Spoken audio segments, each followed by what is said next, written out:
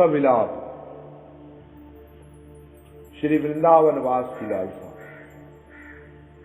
तो रोते हुए 26वें भजन में, 26वें प्रार्थना में नरोत्तम दास ठाकुर महाराज कहते हैं, आर के ए मन दशा है बो, सब छाड़ी वृंदावन जाबो। आर कबे श्री रास मंडले, गड़ा गड़ी दीबो कोतहले। आर कबे गोवर्धन गिरी, देखी वो नयन युग भरी। श्याम कुंडे राधा कुंडे स्नान, करी कबे जुड़ाई बे प्राण। आर कबे यमुनार जले, मजने हईबो निर्मले। साधु संगे वृंदावने वास, नरोत्तम दास करे आश।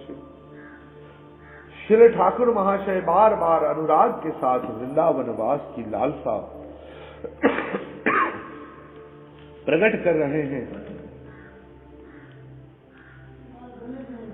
इससे ब्रजधाम के प्रति उनकी परम अनुरक्ति प्रकट होती है।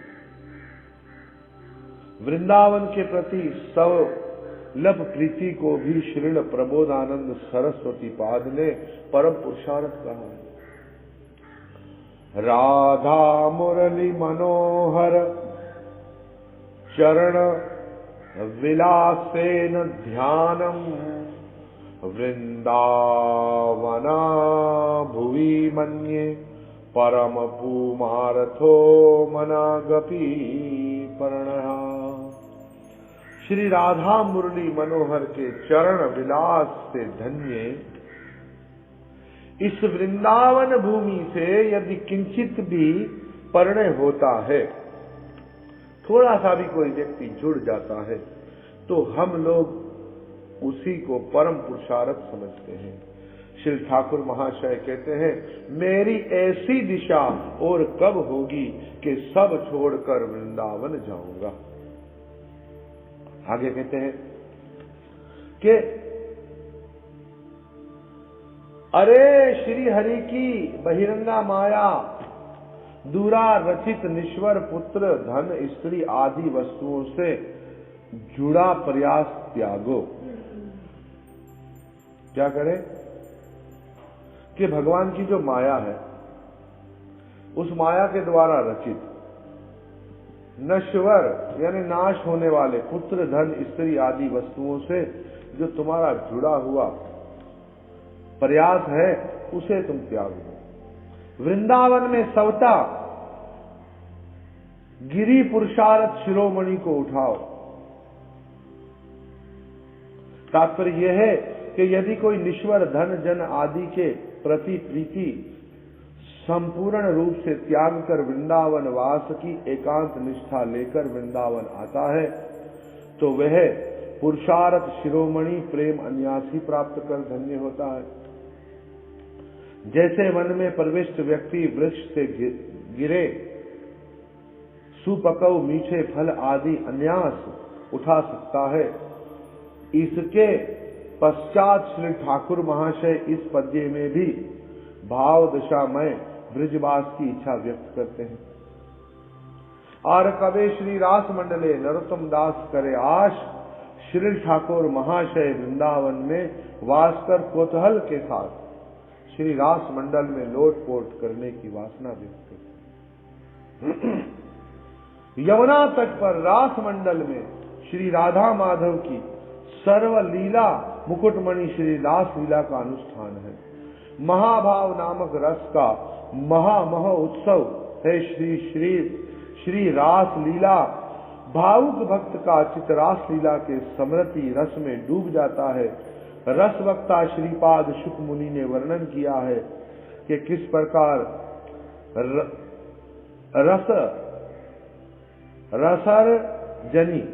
रस रजनी में कि किस प्रकार रास रजनी में श्री कृष्ण का वंशी वादन सुनकर आकर्षित चित्त ब्रज रमणियों ने श्री कृष्ण के निकट आगमन किया था। वे अपने वर्णन में ऐसे तन्मय हो गए थे कि वृज सुंदरियों ने श्री कृष्ण के निकट गमन किया, न कहकर वृज सुंदरियों ने श्री कृष्ण के निकट आगमन किया, अजगमुआ कह दिया। इस प्रसंग में वैष्णव तोषणी टीका में लिखा है, तसाम तद गमनम वार्ता भवा विशेषजन तस्मा वह सवस्यापि तत्र। रस वर्णन के आरंभ में वृज देवियों के श्री कृष्ण के निकट गमन वर्णन में श्री शुक मुनि ने ऐसे भाव विशेष का उदय हुआ था कि उन्होंने स्वयं भी वृज देवियों की तरह गोपी रूप में श्री कृष्ण के निकट उपस्थित होकर ही उन लोगों का वहां आगमन वर्णन किया। जब वृज की वार्ता, जब भगवान ने बंशी बजाई शरद पूर्णिमा की रात को, और जब ब्रज गोपियां दौड़ दौड़ कर गई तो गोपी बनकर के शुक भी उनके साथ दौड़े चले गए। भावुक भक्तगण उसी रास स्थली में उपस्थित होने पर रास लीला की स्मृति से विशेष भाव दशा प्राप्त करेंगे, इसमें कुछ भी संदेह नहीं। जो भावुक भक्त है वो रास लीला को सुनेंगे और भाव दशा को प्राप्त, कोतहल शब्द से वही भाव दशा वंचित होगी। फिर नयन भरकर, नयन भरकर मतलब इसका अर्थ क्या है? जी भरकर गिरिराज गोवर्धन दर्शन की बात कही है। श्री राधा माधव की अशेष लीलाओं का स्थान है गिरिराज गोवर्धन। श्री गोवर्धन ने श्री राधा माधव की अति सुगुप्त या रहस्यमय विलास लीला से संपादन के लिए अपने अंग में अति विचित्र मणि रतन गुफाएं धारण कर रखी। उनमें मणि रतन पात्रों से में सभी अद्भुत विलास उपकरण सुशोभित हैं, सजे हुए हैं। इन गुफाओं में श्री राधा माधव को जिस रहस्यमय विलास आनंद का आस्वादन होता है वे अन्यतर कहीं संभव नहीं है। इसके अतिरिक्त दान लीला, मान लीला, रास लीला, मानसी गंगा में नौका लीला आदि रहस्यमय लीलाओं का अनन्य निकेतन श्री गिरिराज गोवर्धन। एक तो वैसे ही गिरिराज की भक्त नयन मन रसायन अपूर्व शोभा, ऊपर से युगल की इन सब लीलाओं की स्मृति भक्त के प्राणों में विविध भाव दिशाओं का उद्गम हो जाता है। प्रिय भक्तों और माताओं, सर्वोपरि वृज मुकुटमणि श्री राधा कुंड, श्याम कुंड, जैसे श्री मन महादेव श्री विष्णु चरण से निकली गंगा को मस्तक पर सतत धारण कर त्रिलोक पवित्र कर रहे हैं, वैसे ही कोटि गंगाओं से भी अधिक महात्म्य युक्त सर्व तीर्थमय श्री कृष्णदास, कृष्ण पाद पदम, मकरंद श्यामा, श्याम कुंड और राधा रानी के ही अभीन स्वरूप श्री राधा कुंड को हरिदास वर्य गिरिराज ने भक्ति से भरकर अपने मस्तक पर धारण कर रखा है। श्री ठाकुर महाशय ने उन्हीं कुंड द्वे दोनों कुंड में स्नान कर प्राणों को शीतल करने की इच्छा व्यक्त की है। प्राण शीतल करने वाला ऐसा स्नान और किस तीर्थ में हो सकता है? श्री कविराज गोस्वामी पाद ने लिखा है, कुंडेर माधुरी जिनो राधार माधुरी मान, किस तीर्थ में हो सकता है? कुंडेर शोभा जिनो राधार महिमा, सही कुंडे एक बार जय करे स्नान, तार राधा सम प्रेम कृष्ण करे दान। चरित में चरितामृत में कृष्णदास कविराज गोस्वामी महाराज लिखते हैं, क्या लिखते हैं कि कुंडेर माधुरी जिनो राधार मधुरी, राधा कुंड की महिमा तो ऐसी है जैसे राधा रानी की महिमा। कुंडेर महिमा जिनो राधार महिमा, कुंड की महिमा ऐसी जैसे राधा रानी की, उनकी खूबसूरती ऐसी है जैसे राधा रानी की खूबसूरती। सही कुंडे एक बार जय करे स्नान, उस कुंड में कोई एक बार जाकर स्नान करे। तारे राधा सम प्रेम कृष्ण करे दान, उसको कृष्ण राधा रानी के समान प्रेम दान करे। इतना उत्कृष्ट उनका।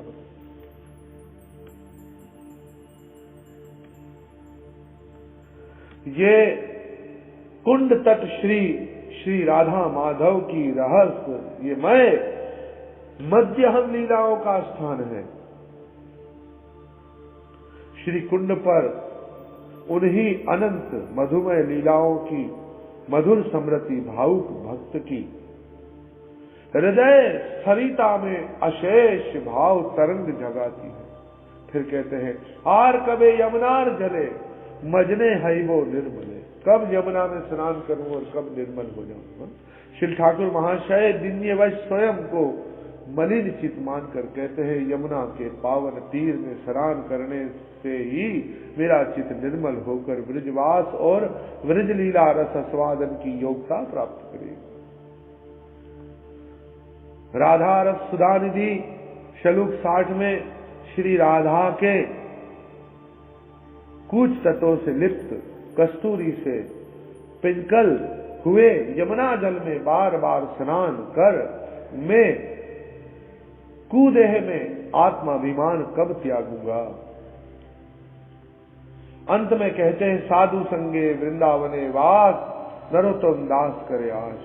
श्री वृंदावन धाम का आश्रय लेकर जो विशेष भजन आनंदी साधु महात्मा रहते हैं, उनके दर्श परश और उनके श्री मुख से हरि कथा श्रवण आदि रूपी संग द्वार से भक्ति की जो अलोक माला छिटकती है, उससे सामान्य व्यक्ति का चित्त भी सहसा प्रदीप्त हो उठता है। साधु संग की ऐसी अमोघ शक्ति है। हमने कहा है, साधु संग भक्ति का कारण, भक्ति का कार्य है और साधु संग ही साक्षात भक्ति है। साधु संग सर्वशास्त्र कहे लव मात्र साधु संगे कृष्ण भक्ति है। चैतन्य चरितमृत में ऐसा लिखा कृष्णदास कविराज जी। तभी श्री ठाकुर महाशय वृंदावनवासी साधु महात्माओं के संग ब्रजवास की अभिलाषा व्यक्त कर साधकों के चित्त में भी उसी की प्रेरणा जगा रहे हैं। साधुर सदाचार साधव किशणे दोषस्तु साधवो देहा दोष दर्शना। आदि वाक्यों से जानना होगा कि जो सदाचार निष्ठ है, लाभ पूजा प्रतिष्ठा आदि की वासना से रहित है, द्वेष मत्सर्य आदि दोषों से मुक्त है, अदोषदर्शी ब्रज वास निष्ठ भजन आनंदी महाअनुभव गण है, वही यथार्थ संग योग्य साधु है। हरे कृष्ण महामंत्र। हरे कृष्ण।